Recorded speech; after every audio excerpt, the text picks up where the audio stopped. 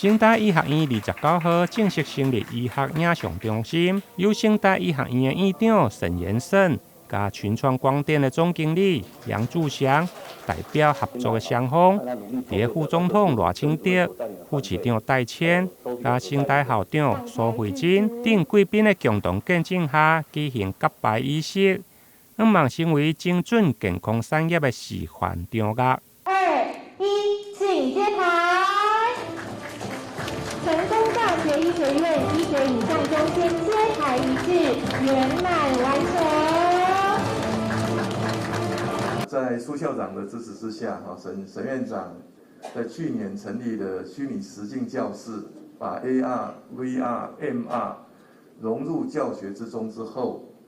再一次与医院的沈院长两个人携手群创光电，合作了裸视3D 的研究，希望建立一个类比环境，方便我们医生或者医学系的学生能够呢做教学使用。我相信这未来不仅仅是用在教育方面，在医疗的诊断跟治疗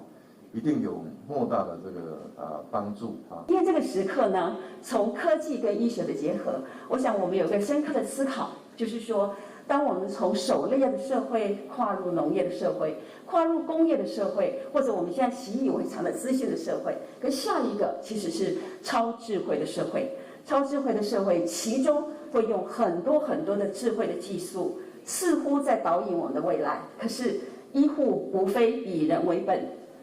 以照护为念。我更希望我们的医学中心永远用公益为心，所有的发展跟所有的效益，到最后是照顾更多没有机会享受资源、没有机会享受这个照顾的更大的这个群众。成大医学院医学影像中心结合面板大厂群创光电的裸视3D。渐渐的显示技术，希望开发3D 的重建影像软体，提升3D 的影像伫咧重建时，甲原始的切割影像有吻合度甲精准度。透过国产的落地场域的认证，希望拍开医疗高端显示应用，甲影像研究的新里程。预计未来将成为医师重要的诊断辅助甲教学的工具。台南新闻林根采访报道。